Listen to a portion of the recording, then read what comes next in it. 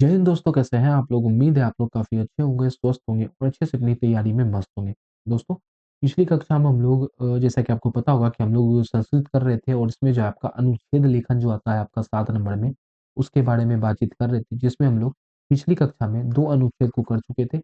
आज उसकी दूसरी कक्षा में है, जिसमें हम लोग जो है कुल मिलाकर के 4 अनुच्छेद करेंगे। आपको याद बस 2 ही करना पड़ेगा और उसी से आपका चारों 4 अनुच्छेद कंप्लीट हो जाएगा। जी हाँ दोस्तों, मैं बिल्कुल सही कर रहा हूँ। और विश्वास रखेंगे इन्हीं सारे टॉपिक में से आपके एग्जाम में अनुच्छेद एक ना एक ज़रूर आ जाएगा और आप लोग देखेंगे प्रीवियस ईयर का क्वेश्चन उठा करके, तो आपको यहाँ से सारा अनुच्छेद मिल जाएगा। आप लोग अगर इतना अनुच्छेद याद कर लेते हैं, तो एग्जाम में आप लोग ज़रूर से लिख पाएँगे। और ऐसे ही नहीं लिखा कि भैया छोटा बच्चा भी कर लेगा, इतना आसान मैं लेकर के आता हूँ, इतना आसान मैं लेकर के आया हूँ, कि आप लोग बिल्कुल कर लेंगे एग्जाम में आएगा तो, ठीक है? और आज की ये कक्षा दूसरी कक्षा है, मैं बता दूँ, इसके पहले हमने एक क्लासेस की थी, आप लोग उसको देख लीजिएगा संस्कृत को लेकर के। बात करेंगे इसकी पीडीएफ की, तो पिछली कक्षा की पीडीएफ भी मैंने टेलीग्राम पे डाल दिया था। आज की कक्षा की पीडीएफ मैं टेलीग्राम पे डाल दूँगा। तो कक्षा की पीडीएफ क्या मतलब जो भी अपन करेंगे आज, उसको टेलीग्राम पे डाल देंगे। और बात करें तो आप लोग टेलीग्राम चैनल से इसलिए जुड़ जाएँगे क्योंकि वहाँ पर आपको क्लास का नोटिफ़िकेशन भी मिल जाता है और इस टाइप का क्विज़ेज़ भी देखने को मिलता है, ठीक है? चलिए जी। बात करेंगे हमने आपको बताया था कि सर जी इम्पोर्टेंट टॉपिक क्या-क्या था? तो गंगा नदी और मम विद्यालय पे हम लोग पिछली कक्षा में कर चुके हैं और इतना आसान तरीके से किए थे कि आप लोग को याद भी हो गया था और अच्छे-अच्छे आपने कमेंट भी किए थे, ठीक है? चलिए, फिलहाल आज हम लोग बात करेंगे प्रिय कवि की और अस्मकम देश की। इन दोनों टॉपिक को हम लोग करने वाले हैं और इन्हीं से आपका 4 टॉपिक कवर हो जाएगा, ठीक है? क्या-क्या होगा मैं आपको आगे बताऊँगा। हिमालय पे करेंगे और इन तीनों चीज़ों पर हम लोग अगली कक्षा में करेंगे। फिलहाल आप लोग इतना करने वाले हैं, ठीक है जी? चलिए। बात करेंगे आपका पहला टॉपिक आता है आपका जो हमने कहा जैसा कि हमने सर जी अभी हम लोग प्रिय कवि करने वाले हैं, तो चलिए। प्रिय कवि आपके एग्ज़ाम में या तो प्रिय कवि दे दे या आपका कालिदास दे दे, कालिदास लिख कर के भी आया है बहुत बार, तो ये भी आएगा। तो आप लोग सेम ही तरीके से करेंगे, सेम ही लिखना है, कुछ अलग नहीं लिखना है। कालिदास आए या प्रिय कवि आए, दोनों पे सेम ही चेप करके आ जाना है, यही है आपके मुख्य कवि कालिदास, ठीक है? चलिए। शुरुआत करते हैं। आपको बोला कि प्रिय कवि के बारे में लिख दो, सर जी आपका प्रिय कवि कौन है, कैसा है, क्या है, यही सब लिखना है। तो संस्कृत में मैं आपको पहले ही बता चुका हूँ, आप लोग को क्या करना है, सिर्फ संस्कृत लिखना है। मैंने जो हिंदी लिख कर के आया, उसको नहीं लिखना है। कॉपी पे लिख रहे हैं, सिर्फ संस्कृत लिखेंगे, नहीं तो पीडीएफ रहेगा तो आप लोग रिवाइज़ कर ही लेंगे, कोई दिक्कत नहीं है, ठीक है? और संस्कृत का हिंदी भी इतना आसान है कि कहिए सर जी संस्कृत पर हिंदी पढ़े बात बराबर है। हमने आपको पिछली कक्षा में बताया था कि जहाँ-जहाँ अस्थि दिखे उसका मतलब क्या होता है? है होता है। और जहाँ पे आपको है लिखना है, वहाँ पे क्या लिखेंगे? अस्थि लिखेंगे संस्कृत में, बस इतना बात है। चलिए, पढ़ते हैं। हाँ, तो ये हो गया आपका मम प्रिय कवि कालिदास अस्ति। इसका मतलब क्या होगा? आप लोग आराम से बता देंगे सर जी मम मतलब होता है मेरा, प्रिय कवि, कालिदास अस्ति मतलब मेरे प्रिय कवि जो है कालिदास है। काली लिखा आएगा आपको मम प्रिय कवि पे लिखना है तो पहला लाइन ये लिखेंगे मम प्रिय कवि कालिदास अस्ति। कालिदास पे भी आएगा तो यही लिखेंगे। सा संस्कृत कविः अस्ति मतलब वो जो है वह संस्कृत के कवि हैं। सा संस्कृत कवि अस्ति।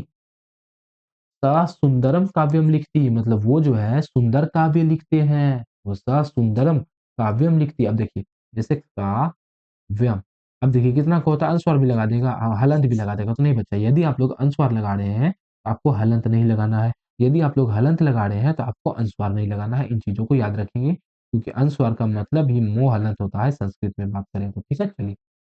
तो सा सुंदरम काव्यम लिखती मतलब वो जो है बहुत सुंदर-सुंदर बहुत अच्छी-अच्छी काव्य लिखते थे, कविताएँ लिखते थे।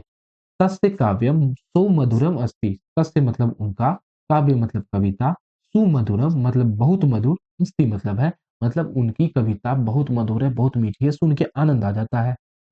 तस्य काव्यम मतलब उनकी कविता सरलम अस्ति मतलब सरल है। भैया उनकी कविता सरल है, तस्य काव्यम सरलम अस्ति। स अनेके ग्रंथान रचितवान मतलब उन्होंने अनेक ग्रंथों की रचना की है, उन्होंने कई ग्रंथ लिखे, उन्होंने अनेक ग्रंथ लिखे। स अनेके ग्रंथान ग्रंथान रचितवान मतलब उन्होंने अनेक ग्रंथ लिखे हैं। अतः हम लोग बोल देते हैं अतः सा महान कवि अस्ति मतलब अतः वे एक महान कवि हैं। और यहाँ पर आपका जो है यहाँ पर आपका कालिदास वाला कंप्लीट हो जाता है। अब बताओ कितना सा याद करना है यार? 7 लाइन याद करना है। 1, 2, 3, 4, 5, 6 और ये आपका आखिरी 7 और सातों लाइन इतना है कि भैया हिंदी याद करो, संस्कृत याद करो, बिल्कुल सेम आपको लगभग-लगभग लगेगा। कुछ दिक्कत है ही नहीं और आराम से आप लोग याद भी कर लेंगे और जैसा कि पिछला कहा था कि भैया आराम से याद हो जाए। उसके बाद आता है आपका अस्माकम देश। अस्माकम मतलब होता है हमारा, देश का मतलब तो देश होता है। अब हमारे देश का नाम भारतवर्ष है, अस्माकम देश आएगा तो भी सेम चीज़ लिखेंगे और भारतवर्षम नाम से भी आ जाता है तो भी सेम चीज़ लिखेंगे। दोनों में आपको सेम ही चीज़ लिख कर के आना है एग्ज़ाम में। चलिए शुरू करते हैं। पहले लिखेंगे संस्कृत सर जी, संस्कृत और हिंदी आपको पहले ही कहा कि संस्कृत लिखना है सिर्फ। अस्माकं देशे भारतः अस्ति मतलब हमारा देश क्या है? भारत है। लिखिए अस्माकं देशे, अस्माकं मतलब हमारा, देश मतलब देश, भारत मतलब भारत और अस्ति मतलब है, हमने आपको पहले ही बता दिया है। अस्माकं देशः भारतः अस्ति। भारतः विशाल देशः अस्ति, भारत हमारा देश का नाम भारत है और भारत बड़ा देश है। भारतः विशाल देशः अस्ति।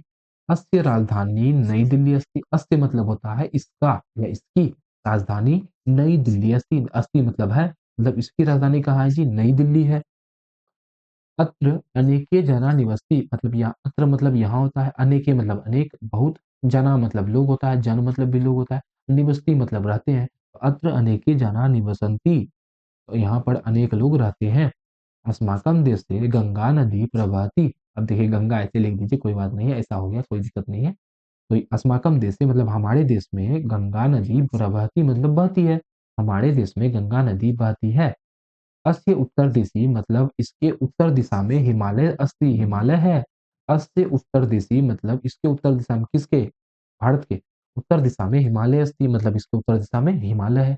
अतः हम लोग लास्ट में लिख सकते हैं मम देशे गर्व अस्ति मतलब मुझे जो है देश पर गर्व है, मुझे अपने देश पर गर्व है। ये हो गया आपका, ये हो गया आपका अस्माकं देश पर। हमने क्या कहा? हमने कहा सर जी प्रिय कवि आएगा, प्रिय कवि आए, प्रिय कवि आए, ये आपका कालिदास आए। दोनों में सेम कंटेंट होगा, दोनों का सेम आंसर होगा।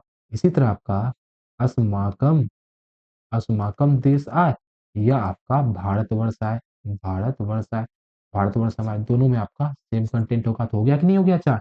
आपने दो याद किया, आप चार जगह लिख रहे हैं। अब बताएं क्या दिक्कत है इसमें? कुछ बन जाएगा कि नहीं बन जाएगा? अरे सर जी बिल्कुल बन जाएगा। और बात करें बच्चों, तो यहाँ पर आपका आज की ये कक्षा समाप्त होती है, बात करेंगे तो आज हम लोग यहीं पर करेंगे और उम्मीद है आपको सारी चीज़ें समझ में आई होगी। और जैसा कि हमने कहा था कि चलिए फिर से चलते हैं अपने इंडेक्स पेज पर कि क्या-क्या अपन पढ़ चुके हैं। तो गंगा आज की कक्षा करने के बाद आपका, आज की कक्षा करने के बाद सर जी आपका गंगा नदी टॉपिक कंप्लीट हो गया, मम विद्यालय कंप्लीट हो गया, प्रिय कवि कंप्लीट हो गया, उष्माकम देश कंप्लीट हो गया और साथ में 2 और कालिदास और भारतवर्षम भी कंप्लीट हो गया। कल हम लोग हिमालय पे करेंगे और वसंत ऋतु पे और ग्रीष्म ऋतु, तीनों को हम लोग कल निपटा देंगे। तो कल आपका अनुच्छेद लेखन का जो क्लास है वो आपका समाप्त हो जाएगा।